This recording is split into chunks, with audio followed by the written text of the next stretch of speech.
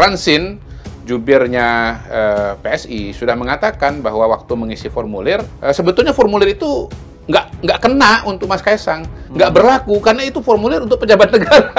Iya. Jadi mau ditulis pejabat negara apa? Dia memang ketua partai, tapi bukan pejabat negara. Pejabat negara itu adalah mereka-mereka yang diangkat menggunakan Kepres misalnya, kemudian menerima hak-hak keuangan dan fasilitas dari negara gitu. Nah ini dia enggak gitu. Menurut saya ini fenomena misinformasi dan disinformasi. Kenapa? KPK menyebut bahwa yang ikut itu adalah 4. 4 itu kan adalah orang yang dilaporkan dalam kaitannya dengan Kaisang. Jangan disimpulkan bahwa pemiliknya nggak ikut dong. Terlalu nih media ini. Ini bukan cuma trial by the press. Ini menurut saya nggak profesional. Masa barang A disimpulkan B? Betul. Keterlaluan ini. Iya, jadi ini adalah disinformasi, misinformasi, dan ketidakprofesionalan dari media yang bersangkutan gitu.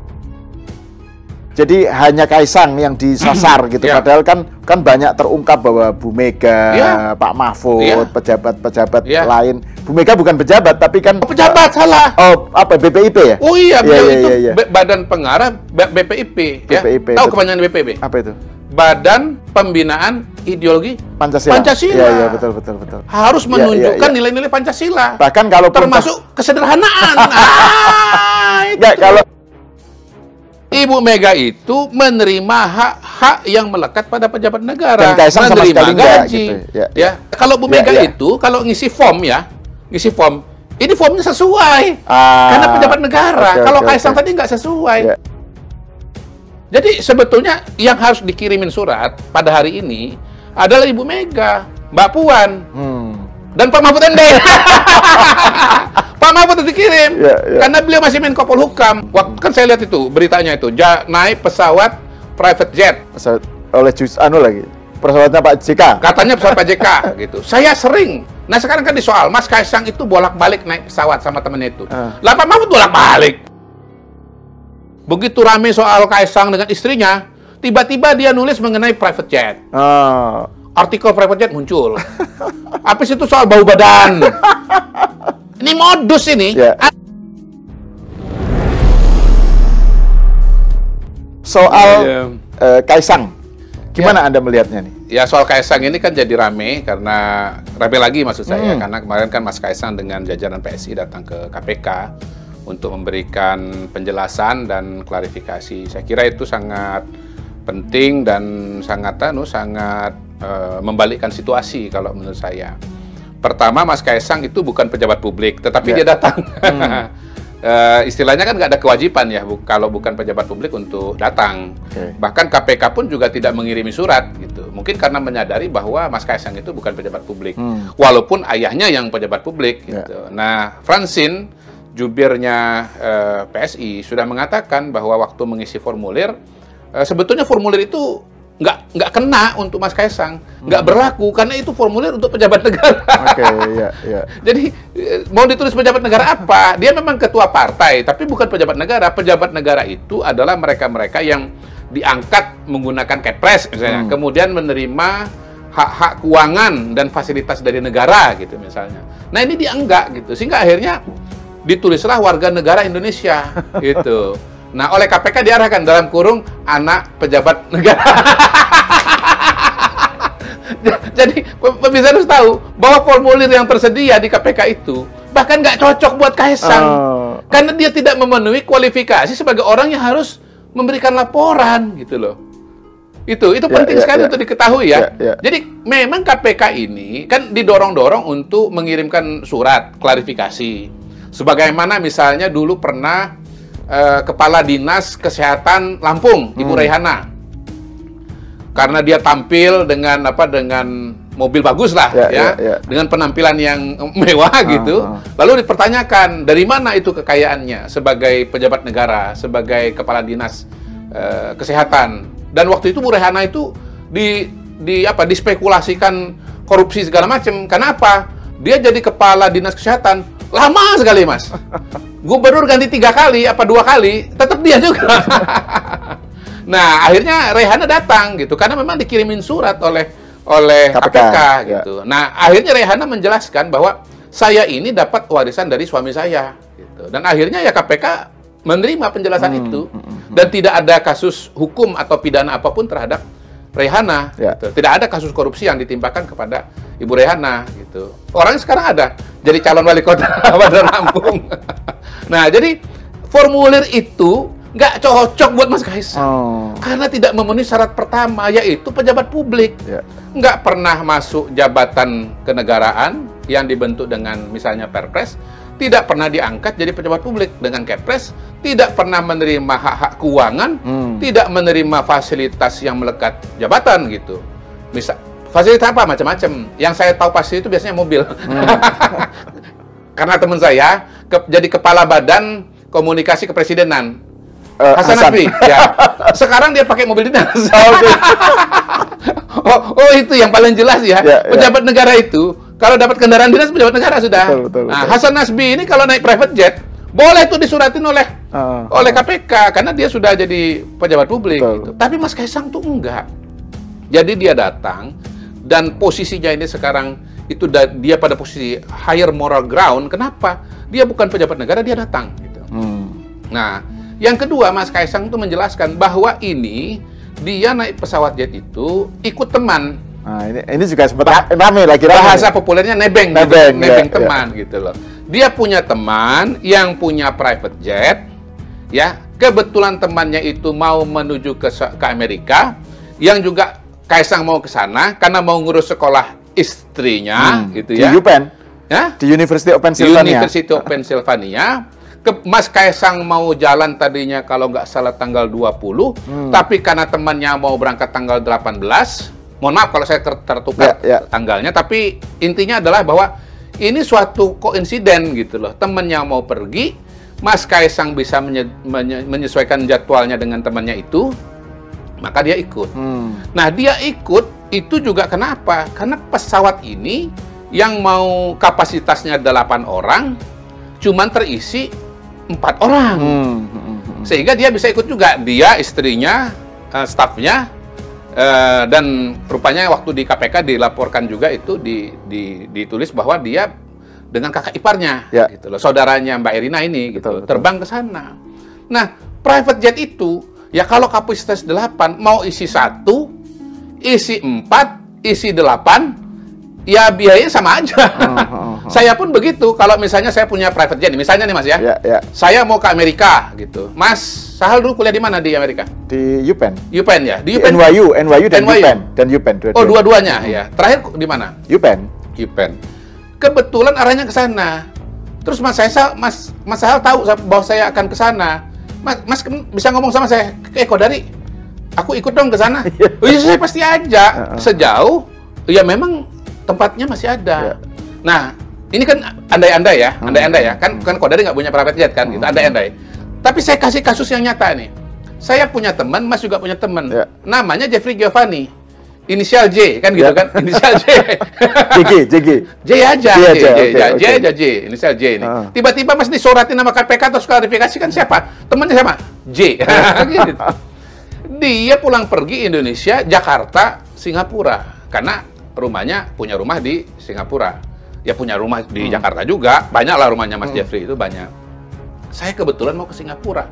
Entah urusan apa, urusan berobat kayak urusan apa gitu. Terus saya ngomong sama Mas Jeffrey, Mas, Anda mau pulang tanggal berapa? Tanggal sekian-sekian ke Singapura. Oh, kalau gitu aku ikut ya, Mas. Dan saya udah ngalamin ikut Mas Jeffrey itu ikut pesawatnya. Mas, saya boleh nggak ajak staf satu lagi? Oh, nggak bisa Kodari karena udah penuh gitu. Jadi ya kalau kamu aja nggak apa-apa, bisa. Nah, semacam itulah kira-kira. Gitu. Jadi ya ini pertemanan gitu loh. Pertemanan biasa aja. Yang sehari-hari itu sering terjadi kita ya. Kita ikut teman, nebeng teman pulang misalnya dari Jakarta ke Bekasi. Cuman ini kan menjadi heboh karena pesawat. Ya. Kalau sepeda motor ribut nggak orang? Nggak. Tapi sebelum naik mobil ribut nggak? Nggak gitu. Tapi mau saya mendudukkan persoalan, mau private jet, mau PJ, mau mobil, mau sepeda motor, sebetulnya sama aja. Bahwa esensinya ini kita nebeng teman kita punya kendaraan menuju suatu tempat, kebetulan kita juga mau ke sana, masih ada slotnya, ada tempatnya, kita ikut, ya udah gitu aja. Nah itu yang soal nebeng itu, soal nebeng ini kan rame juga di medsos ini, bahwa nebeng kok temannya ditebengin nggak ikut, gitu kan? Iya. Jadi ada pemberitaan itu yang itu sumbernya adalah pernyataan KPK yang sebenarnya tidak menyatakan bahwa temannya nggak ikut. KPK hanya bilang ada 4 orang, gitu kan? Terus kemudian oleh wartawan dikembangkan bahwa berarti yang nebeng nggak ikut, yang ditebengin. Gimana menurut Mr. Q? Ini salah besar. Temennya ikut kok. Oke. Temennya ikut. Jadi kan saya udah bilang tadi, ini kapasitas 8 yang dilaporkan oleh Kaisang itu rombongannya dia. Rombongan pemilik pesawat 4. Total 8 orang itu ke sana. Mas Kaisang pulang ke sini pakai komersil. Kenapa? Orang itu urusannya, jadwalnya beda dengan Mas Kaisang. Kalau jadwalnya sama, mungkin ikut pulang juga lagi gitu loh. Ya. Dan begini, sekarang ini beredar foto Mas Kaisang yang katanya bersama dengan pemilik pesawat itu, yang inisialnya Y gitu loh. Menurut saya kalau ini disebarkan, ini temannya nih pakai blangkon, pakai baju Jawa gitu ya. Acara apa saya nggak tahu, apa acara kawinannya Kaisang atau acara. Sebetulnya foto itu kalau beredar justru mengkonfirmasi bahwa memang ini temen. Loh ya kan? Kalau bisa masuk ke acara-acara pribadi, acara-acara keluarga, acara-acara informal, acara-acara kalangan tertentu, terbatas, itu kan berarti memang temen. Besti. Iya. Dan itu biasa saja gitu. Biasa saja gitu. Kenapa jadi temen? Setahu saya sama-sama suka sepak bola. Sama-sama punya klub sepak bola.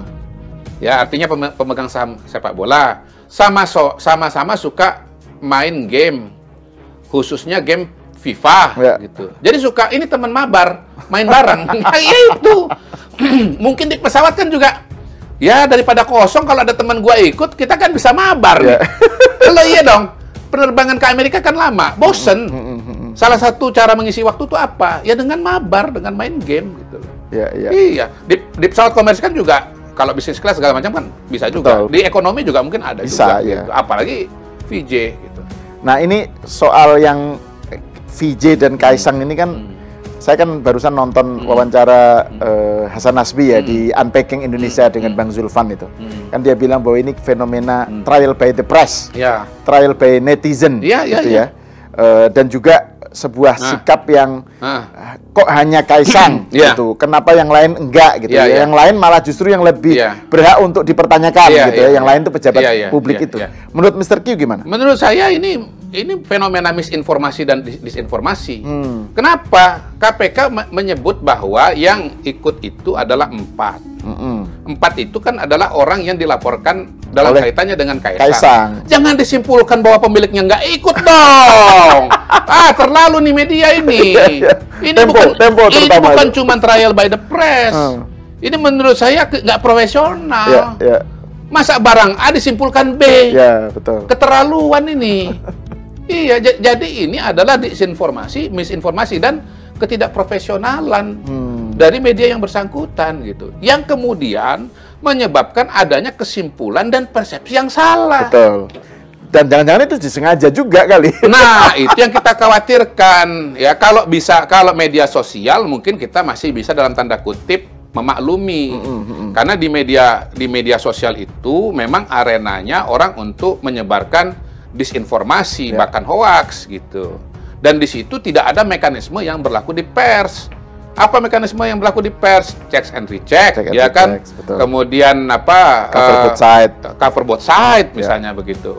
Nah, itu nggak ada editor, ya kan? Ya siapa mau ngomong apa ya itulah yang terjadi.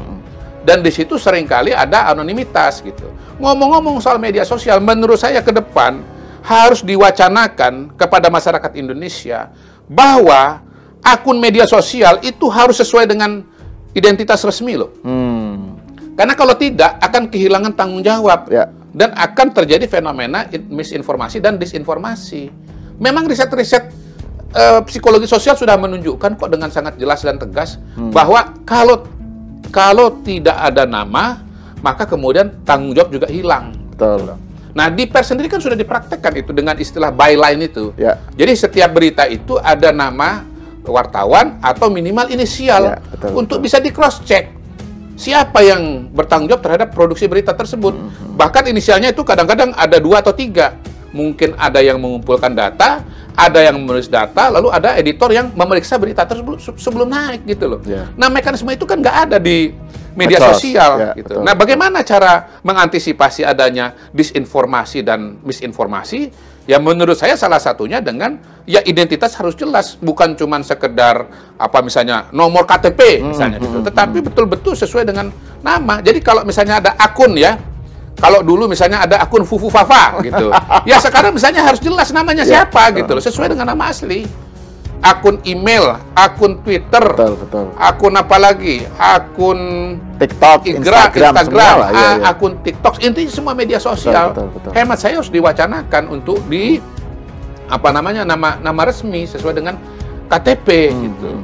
Yang kedua, memang yang namanya platform ini, pemilik platform, pengguna platform, pemilik platform yang punya platform itu harus membersihkan media sosial itu dari akun-akun yang identitasnya tidak jelas, termasuk akun-akun robot. Karena sumber-sumber hoaks itu ada di situ, menggunakan hoaks itu. Gitu. Jadi menurut saya itu langkah ke depan dan itu pelajaran yang harus kita ambil sekarang ini. Karena berita-berita yang provokatif, yang misinformasi ini itu biasanya banyak diproduksi dan dikembangkan dan didistribusikan oleh akun-akun yang anonim tadi. Nah terus tadi kan soal tadi itu pernyataan Hasan Nasbi bahwa ini adalah trial by the press, by the netizen. Terus juga dia menyatakan soal selektif, jadi penghakiman selektif. Jadi hanya Kaisang yang disasar gitu. Padahal kan banyak terungkap bahwa Bu Mega, Pak Mahfud, pejabat-pejabat lain. Bu Mega bukan pejabat, tapi kan pejabat salah. Apa BPIP ya? Oh iya, itu Badan Pengarah BPIP. BPIP. Tahu kepanjangan BPIP? Apa itu? Badan Pembinaan Ideologi Pancasila. Iya, betul. Harus menunjukkan nilai-nilai Pancasila. Bahkan kalau termasuk kesederhanaan. Kalau yang penjelasan Hasan itu, bahkan kalaupun toh Badan bilang, kalaupun toh dia nggak pejabat negara, dia kan dulu anaknya adalah menteri, Mbak Puan kan, sekarang DPR gitu. Jadi kasusnya mirip dengan Kaisang gitu. Nggak mirip. Bukan, tapi nggak mirip. Karena Kaisang bukan pejabat negara. Oh iya, betul, malah nggak mirip. Itu pejabat negara. Betul. Ibu Mega itu menerima hak-hak yang melekat pada pejabat negara. Dan Kaisang sama sekali nggak gitu. Ya. Saya nggak tahu kalau soal mobil ya. Yang pasti Ibu Mega itu menjabat dengan Kepres. Betul, ada 2 Kepres yang keluar untuk beliau sebagai pembina BPIP dan sebagai Dewan Pengarah BRIN, Badan Riset dan apa? BRIN itu apa? Badan Riset I-nya apa? Lupa saya. Nasional. Ilmu pengetahuan nasional. Itu, dan 2 lembaga ini berdirinya berdasarkan peraturan presiden. Beda kalau Bu Mega itu kalau ngisi form, ini formnya sesuai karena pejabat negara. Kalau Kaisang tadi nggak sesuai. Bu Mega tuh nggak perlu dalam mencantum dalam kurung ibunya Menko Kesra, ibunya Ketua DPR, nggak perlu. Langsung aja tulis Ketua Pengarah BRIN, ya kan? Ketua Pembina BPIP. Betul. Jadi sebetulnya yang harus dikirimin surat pada hari ini adalah Ibu Mega, Mbak Puan, dan Pak Mahfud MD. Pak Mahfud dikirim karena beliau masih Menko Polhukam. Waktu kan saya lihat itu beritanya itu naik pesawat private jet. Oleh pesawatnya Pak JK. Katanya pesawat Pak JK gitu. Saya sering. Nah sekarang kan disoal, Mas Kaisang itu bolak-balik naik pesawat sama temennya itu. Lah Pak Mahfud bolak-balik. Ya kan? Dan Pak Mahfud waktu bulan November 2023 itu kan masih pejabat negara itu setahu saya. Belum ditetapkan sebagai calon presiden ya. Tapi nggak tahu lah, nanti dicek aja lah. Daripada saya diklarifikasi oleh Pak Mahfud. Kodari saya udah bukan pejabat negara, saya udah mengundurkan diri. Ya dicek aja lah. Bisa aja lah. Terus gini, ada juga yang tapi kan kalaupun toh itu gratifikasi, kan itu gratifikasi yang boleh. Jadi ada klasifikasi gratifikasi. Saya tahu itu. Gratifikasi yang baik dan gratifikasi yang tidak baik. Iya, itu kembalikan saja kepada penegak hukum. Ini Kaisang ini kan datang ke KPK karena dia minta minta kesimpulan dari KPK. Ini gratifikasi ini atau gratifikasi bukan? Atau bukan? Ya, betul, betul. Kalau ini gratifikasi, berarti Kaisang harus membayar biaya perjalanan dari Amerika ke mana dari Indonesia ke Amerika itu, gitu. Yang ini saya baca di media juga ya. Kalau bicara tiket pesawat, ya komersil itu 90 juta rupiah, gitu. Ya kita nggak tahu nanti apa disuruh bayar 90 juta atau suruh bayar berapa kan gitu kan. Cuman kan kalau namanya nebeng kan nggak ada tiketnya. Betul. Gratis tuh malah. Iya, kan akhirnya kita harus menunggu kesimpulan dari KPK ini gratifikasi atau bukan gitu. Tapi kalau sampai nanti KPK mengeluarkan kesimpulan bahwa ini gratifikasi atau bukan gratifikasi, maka KPK juga harus proses nama-nama yang tadi dianggap sebagai pejabat negara dan pesawat private jet itu, gitu. Nah, untuk informasi kepada KPK, ini saya punya informasi nih sebagai warga negara. Tolong HP saya coba sini. Apa nih direkam aja ini, gitu. Mas, segera mas, saya mas. HP saya mas, bawa sini mas. Gak apa-apa, mas muncul di frame gak apa-apa ini biar orang bisa lihat kok. Oh kita ini diskusi apa adanya kok. Iya betul. Bentar ya. Nah. Ini soal bener nggak bener ya, saya nggak tahu nih, saya dapatnya dari media juga ini. Oke, ini saya bacain aja. Bacain ya. Sabtu 5 Juni 2021, Puan Maharani melakukan kunjungan kerja ke Kota Manado. Nah itu tolong netizen kulik-kulik itu, kan netizen katanya pinter kulik-kulik kan. Perjalanan Kaisang semua bisa dicek itu, ya. Pesawatnya serinya apa, ya kan?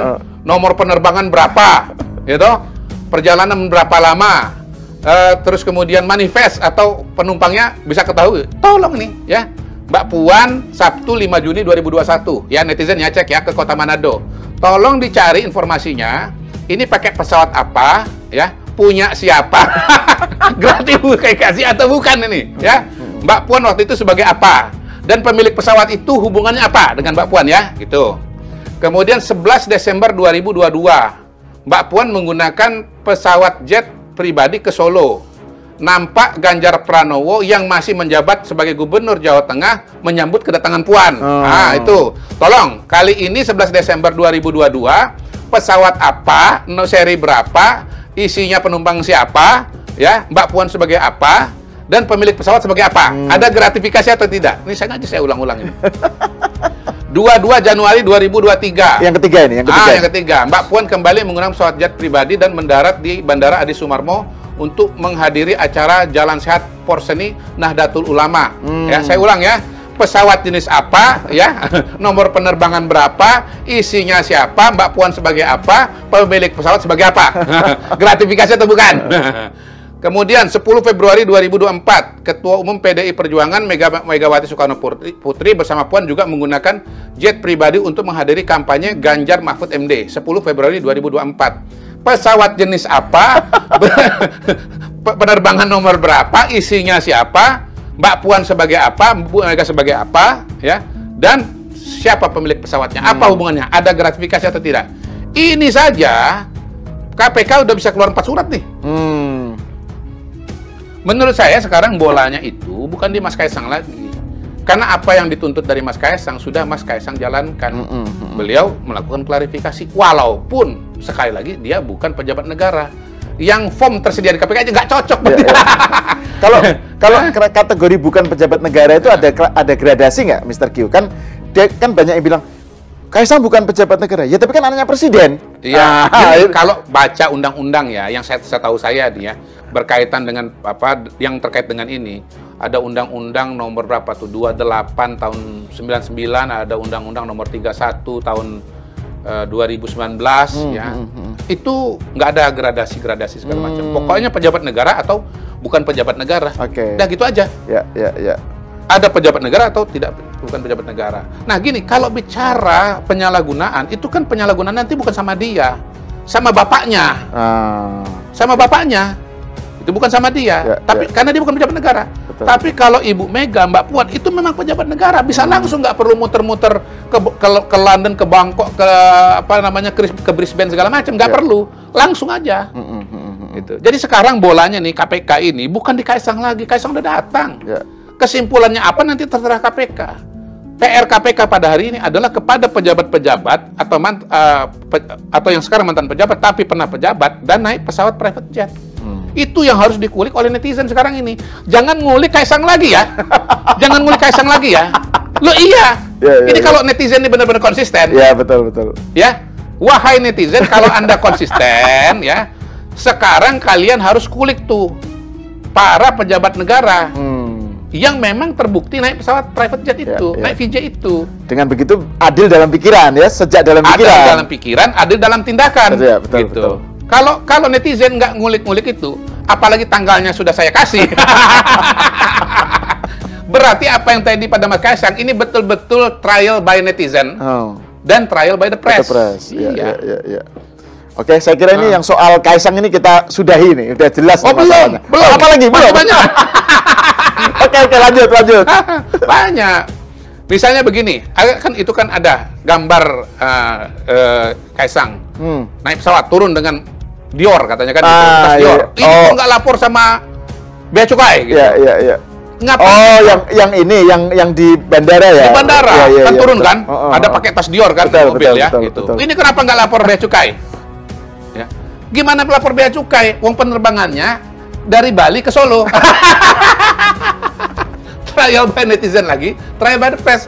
Seolah-olah kalau naik private jet pasti dari luar negeri. Kata.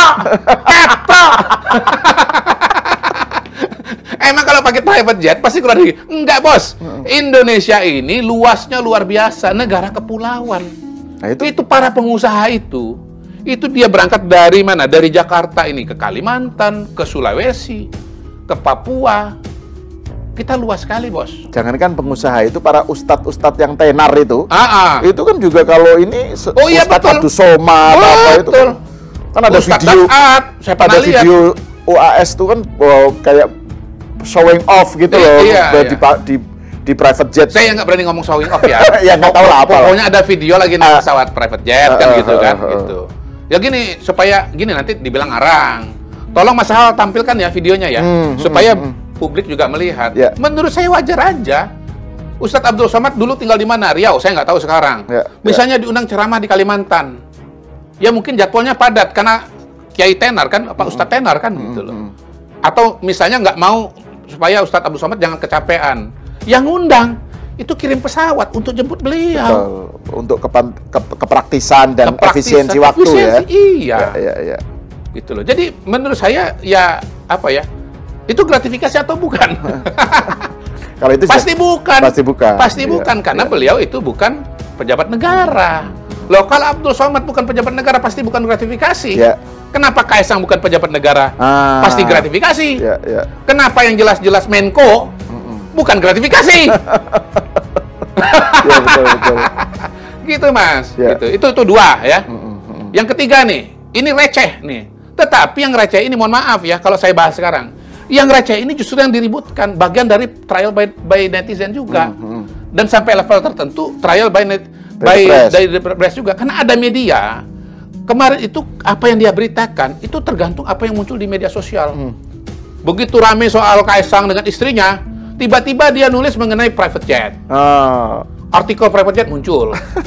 Habis itu soal bau badan. Ini modus ini. Ada media massa sekarang, itu kerjaannya mengangkat berita-berita berdasarkan gosip-gosip.